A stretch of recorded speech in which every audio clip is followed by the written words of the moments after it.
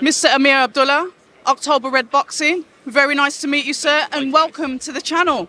How are you today? Thank you for having me. It's great. I'm great. Everything is great. Blessed. It's an absolute pleasure to have you on the channel. You are the main man of the Skills Challenge. You have brought a fighter over here. Talk to us a little bit about Skills Challenge and why you set that off. Thank you. I appreciate you having me on. Respectfully, Prince Khalid bin Abdulaziz is the chairman and the founder of Skill Challenge. He's the main man. He just put me in a position to be able to run the boxing, which is a huge honor for me and tremendous shoes to fill for that position. No, we're excited. We've got Ziad Al Mayouf, the first signee that we just signed officially to Skill Challenge Promotions. He's a Saudi. He represents the Kingdom of Saudi Arabia. Of course, he trains in the United States.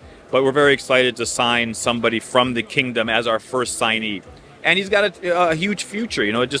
Right now he's got his hands full with this next opponent, who's, when you look at his record, he's not a tough challenger per se, but he's a veteran. He's been around. So it's a good learning fight for Ziad. We tested him in Riyadh. You saw him. He got dropped in the first round. But he showed what a true champion does, and that's to get up and to be able to finish, and we love seeing that. So there's a huge potential for Ziad, and we're looking forward to continue to build off of it. We talk about Ziad, we talk about him being able to show that he's got the guts to get up off the floor, but you are no stranger to fighting. For our viewers, you were a mixed martial arts fighter yourself? A kickboxing. Kickboxer. Talk to us about that. You know the industry, you understand what it takes to make a real fighter. My heart was always in boxing, but in terms of the sport itself, I owned a gym, I coached guys, I managed guys, I promoted guys. I was the first promoter to ever promote themselves as a fighter. So I've touched every part of the game. I've done everything. I've officiated, I've done, I've checked in all those boxes in the sport. So when I sit and talk to a fighter, I know what he's thinking. When I'm talking to the trainer, I know where he's been, the manager, the advisor, the cornerman. So that helped me. I don't want to ever use the word successful, but it's helped me in the game and to be able to manage and navigate through the waters. But that is what we need. We need that experience to turn into professionalism. Boxing, kickboxing, mixed martial arts, sometimes at the end of the career, the fighter can disappear. We've seen fighters fall foul, maybe even suffer from addictions, but you chose a different path. You chose to put your energy back into the sport. That spark, that passion in you, Amer. Talk to us about the foundations of that and where that started. Ever since I put on gloves or tried on gloves at an early age, from the age of 8 years old, everybody aspires to be a world champion. Yeah. And that drive, that hunger, it's very difficult to explain, right? Like every time you look at a fighter, you imagine you there. After an interview, you imagine you, what would you say in the interview? You have that kind of ambition. That fight never left. It just transitioned to where my position now and being in the business side of it and growing and continuing to grow the promotion and growing, fighters and whatnot. But the element of the actual fight itself, towards the end of my career, I fought until I was 38. And I remember, in my last fight, I fought a kid that was, 22 years old, 23 years old. And, he had all the things that I had coming up, that hunger, that passion and all of that. And I just felt, I didn't have that. I won the fight, and it was, easy enough for me. But I remember being in the ring, just kind of looking around for the first time in my career and noticing people that I never did before. And that's when I knew that, the time for my fighting career was over. I remember talking to the great Eddie Mustafa Muhammad, and we were in the gym, and I said, Eddie, when do you know it's enough? When do you know it's time to retire? And he goes, the fact that you're asking me that question tells me that it's time to retire. So, I think that was the straw. And then, but that same channel, that same energy, that same passion for the sport just transitioned over to the business side of it. And that's where I am now. With fighters, with people like yourself, there's a desire in you that doesn't rest in the general population. Like you said, for the very first time, the last time you went into the ring and you were noticing things that you hadn't noticed before, and you knew it was your time to say, okay, I'm going to walk away. But talk to us about the opportunity that came where you decided to say, I'm going to get into management, I'm going to get into promotion, and eventually end up where you are today. Well, remember, even from the beginning, like during my career, I was still promoting my own fights. I was still doing my own stuff.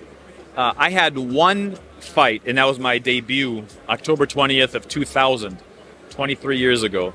Yeah, that was the only fight I ever fought under a different promoter. After that, I just said, financially, I'm selling out these tickets and I'm attracting all of these things, and why wouldn't I do this for myself? And I learned the business of boxing. Yes. So there was a point, believe it or not, where I was selling tickets, matchmaking the event, setting up the event. I remember driving and picking up, renting a rental truck, going to the storage unit, loading the ring with buddies of mine, going to the venue, setting up the ring, numbering the chairs, setting up the stanchions, and then fighting on that event.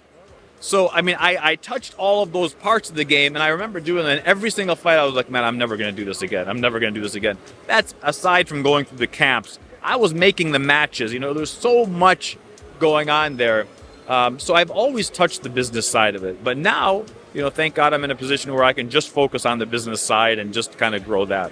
I know it might sound like a silly question, but then do you find yourself more personally connected to the fighters because you understand the trials and tribulations of what they have to do? 100%. Like Badou Jack, he's 39 years old.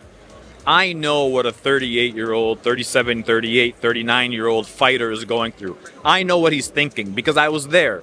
So it's difficult, and sometimes the guys that are around, you're like, come on, you got to go, go, go. But at that stage in your life, you don't need that. You need rest more important than you do the actual training in itself. I know what they're thinking. I know how they feel, and that helped me a lot. Being in that position, and they say good judgment comes from experience, and experience comes from bad judgment. So I've made all the bad judgments that you could to give me the kind of experience along the way, and being able to touch every facet of the sport was a tremendous benefit to where I am today. We touch on Badou Jack, the cruiserweight, which is an exciting division, the division where it's literally do or die. People will get stopped in the ring. Badou went over there and took the belt, quite rightly so, from Makabu. A good fight. We sat and we watched that at home. What is next for Badou Jack? Because he's now got the prestigious WBC belt. Of course, and it's a coveted title.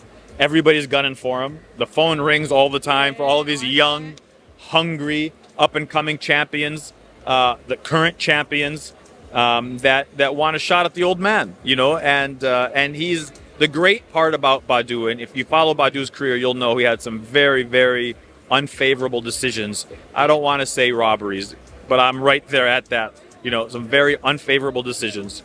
This is a fighter that's fought 8 world champions back to back. Has such a distinguished career. Now is a 3-time, 3-division world champion. For the first time in his career, Badou Jack is in the driver's seat. So he can sit back and make the decisions of what makes sense for him moving forward. And listen, no disrespect to any of the champions, no disrespect to anybody in the division, but the biggest name in the cruiserweight division is Badou Jack. We love that. So when can we expect to see him out? Again, I know you said he's in the driving seat, but he's got that target. Yes, the decisions are down to him. But we do like to see fighters active, and sometimes when we get the champions, like you said, sometimes they take that back seat and take their time, and as fans, we just want to see them out again. Of course we do. And, again, he's 39 years old now. We're looking to do something in the fall with him, and we've got a big announcement with Skill Challenge Promotions that we're going to be making with Badou very shortly. I'm excited. It's been an absolute pleasure. Thank you so much, Amer, for taking the time to speak to me today. October Red Boxing with Mr Amer Abdallah. Thank you. Thank you for having me. Hi, and thank you for watching October Red Boxing. Like, subscribe, and tap the bell for notifications. You can also find us on Instagram at October Red Boxing and on Twitter, October Red UK. And remember, at October Red, we stay ready.